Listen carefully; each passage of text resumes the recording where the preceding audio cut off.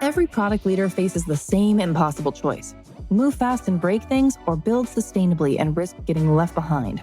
But there's a third path that most teams never consider. What if you could move faster by being more systematic?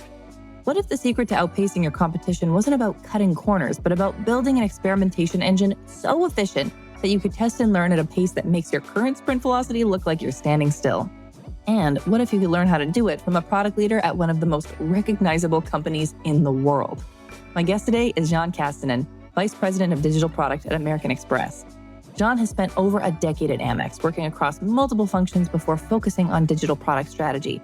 You're about to hear how his team quadrupled their experimentation velocity in a single year, a counterintuitive lesson about what makes experiments quote-unquote successful, and how they built a referral program that went from being nothing to their second largest customer acquisition channel globally. Let's jump in.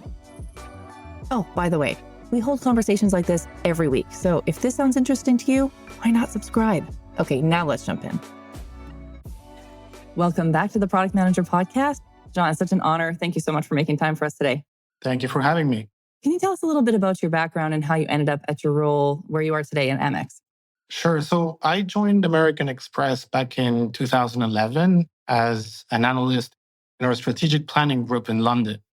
And over the years, I had the chance to work across many functions within the company, all the way from marketing, business development, and multiple digital functions. So I've worked in digital now for about 10 years in different capacities, both, I would say, more delivery focused, some more strategic. And what has really driven me over the years, I think, is the ability to make a tangible and meaningful impact for both our customers and our shareholders, and driving what I call purposeful innovation, which hopefully drives marketplace differentiation for the company.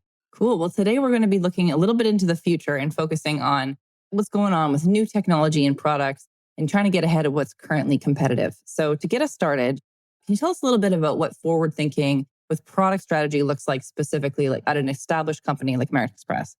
So we think maintaining a forward thinking approach is really important to ensure we're meeting our customer current needs, but also accurately gauging what they'll need in the future. So one of the best ways that I think has worked, and I would recommend other product leaders to adopt, is to develop product strategies with forward-thinking approaches that are leveraging constant experimentation. And why that is important is that you can see what customers are responding to, and you remove subjectivity in that process by measuring their actual behavior. So as a company, without the traditional bank branches that others might have, our digital presence is our storefront. So we have to make sure that our digital experiences live up to our brand vision of providing the world's best customer experience every day. So to do this, what we're doing right now is we're really turbocharging and expanding our experimentation efforts. And we want to build an always-on ecosystem that's constantly optimizing itself based on user behavior. And this is especially important given, how some of the younger generations like Gen Zs and millennials are interacting with us digitally, and they already make up over 60% of our new customer acquisitions. But also they have higher expectations of what those digital experiences need to be. So we need to constantly be upping our game to meet those needs. I imagine that you're doing any TikTok dances lately, or? Not yet. Not yet? That might be an over thing anyway. I'm not sure people are still even doing that. Okay, well, let's dive into the experimentation journey. So you're scaling from 30 tests to over 120 that's this year, which is crazy. That's massive growth. What drove this decision to ramp up the testing and experimentation? And how do you build the organizational muscle to support that kind of growth? Scaling that much in just 1 year in the US alone is a big leap. And it's being driven by a number of factors, but predominantly two. First is the increase that we're seeing to our site in terms of traffic, which basically gives us a much larger surface area to optimize the experiences for. And second is our collective belief that experimentation is essential to keeping pace with evolving customer needs. So what this scaling looks like in practice, is we had to structure teams, workflows, and tools to make testing a core capability, not just an afterthought. It's something that we do from time to time. So we reorganized around a dedicated experimentation team whose full focus is to identify, build, and run high quality tests. And they are also backed by a strong cross functional support structure that is aligned around a single North Star metric, which in this case is a 10% lift in conversion rate. So that focus, combined with the support from leadership and the sponsorship, as well as the investment that it requires, has been really, behind what's helping us to turbocharge that velocity, but also the impact of the experimentation program. Okay, so I'm really interested in the nuts and bolts behind aligning a whole team in order to meet this 10% conversion lift. How do you align these multiple functions? We have product, we've got design, technology, analytics, marketing, and get everybody sort of on the same page working towards this one specific trajectory. How does that work? It's not always that easy, I'm not going to lie. But I do think what is important is to start by defining a metric that will resonate with all of the parties.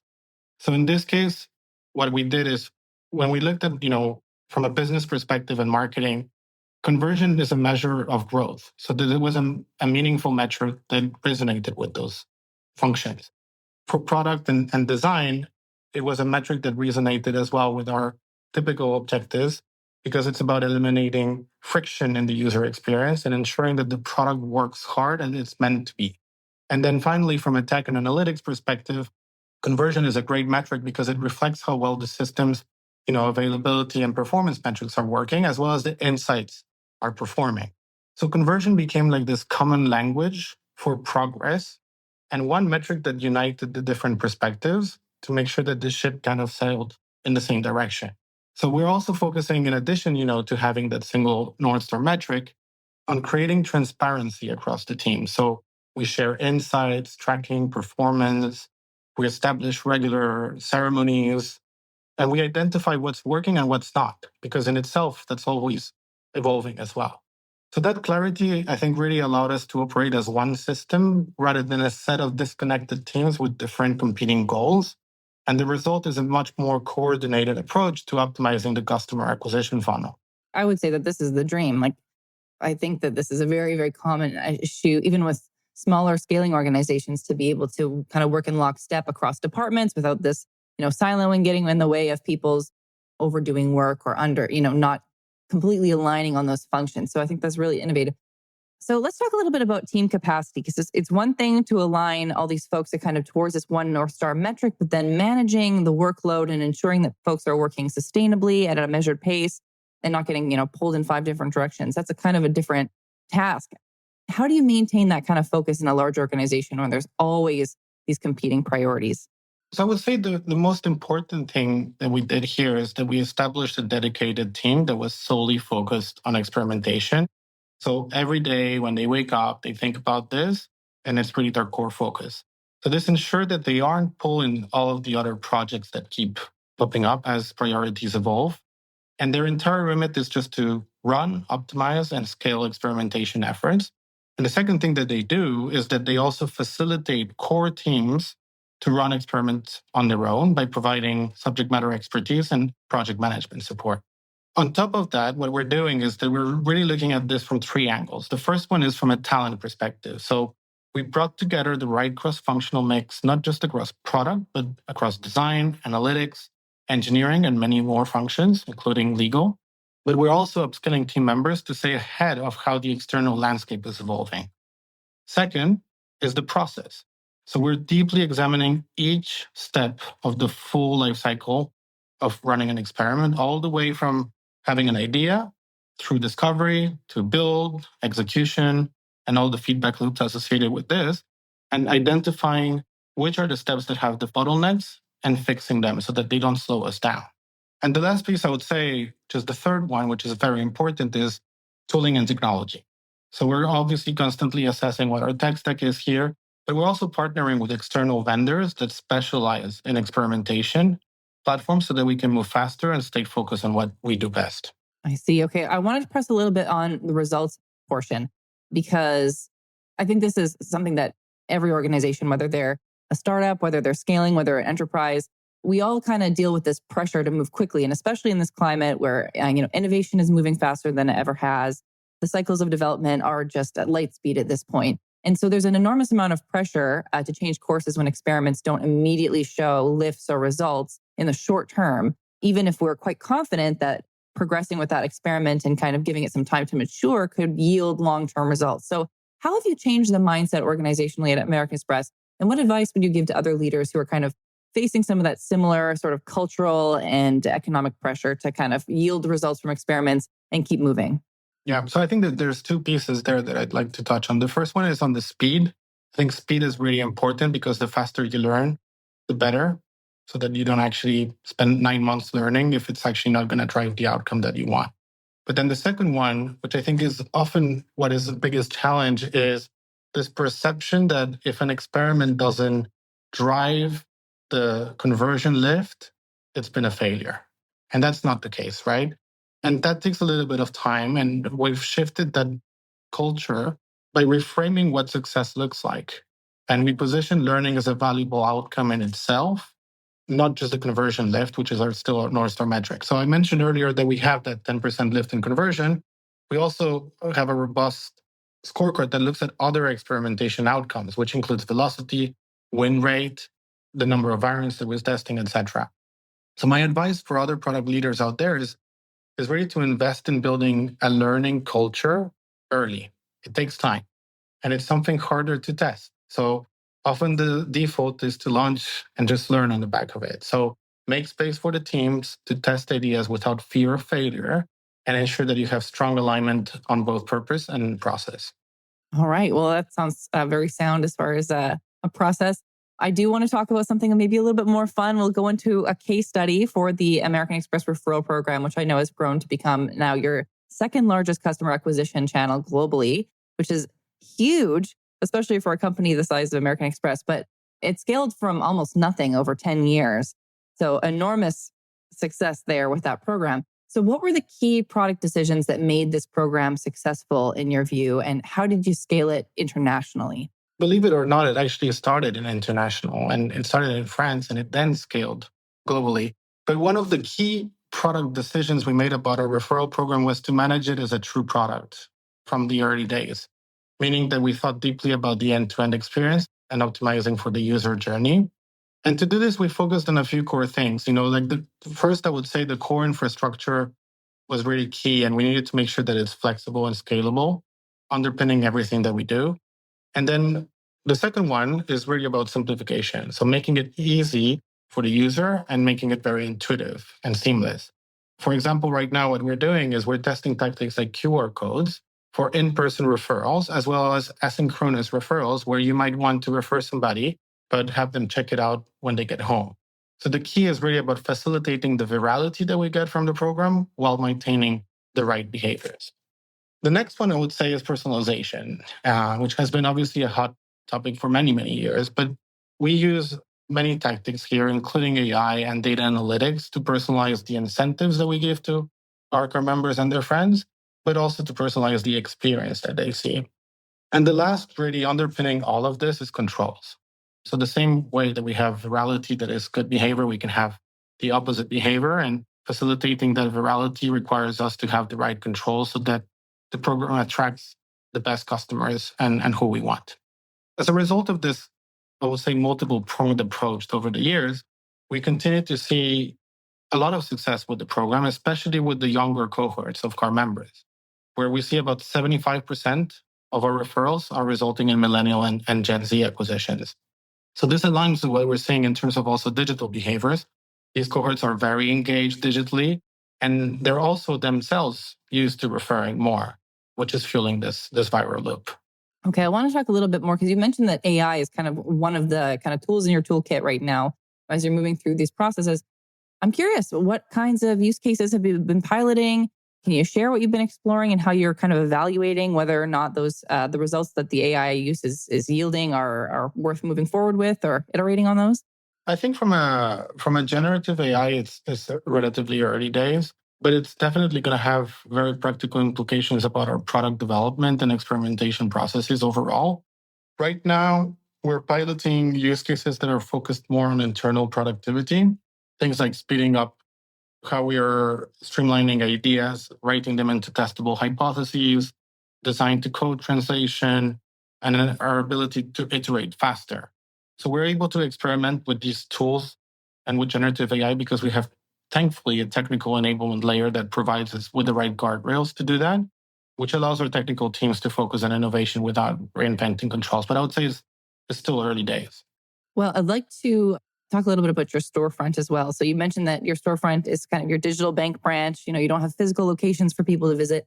How do you approach the personalization experience for prospects who are new to American Express, given that you rely on very different signals than, folks who do have more of a storefront situation?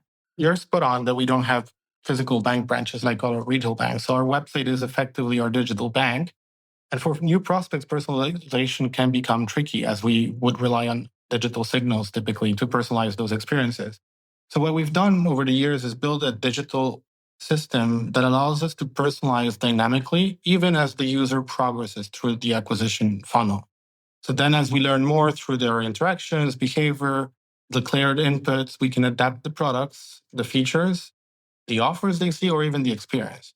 So we're bringing this test and learn mindset that I was talking about earlier to this as well. And our digital storefront is becoming a space where experimentation is really core to how we evolve the experiences, not just a tool that we use occasionally. All right. And we always want to talk about trends. We said before we'd be talking about looking 2 steps ahead. So when we look at to the future and the trends and technologies that you believe now could be most disruptive to the financial services customer acquisition space, how is American Express positioning itself to stay ahead of those changes?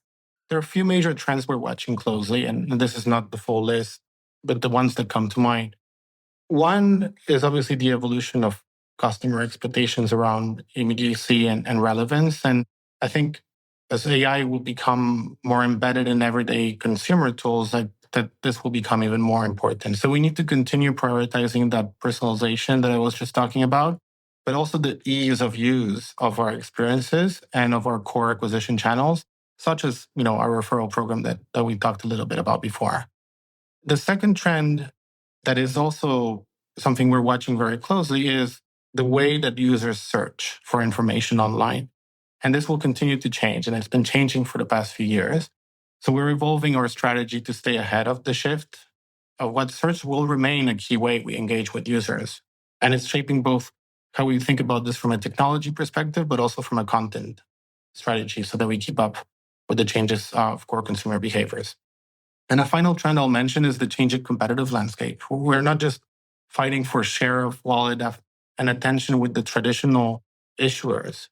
Fintechs are now prolific, and they're really defining also what user expectations are from a digital experience perspective is. So I truly believe that our ability to test and learn at speed will become a differentiator.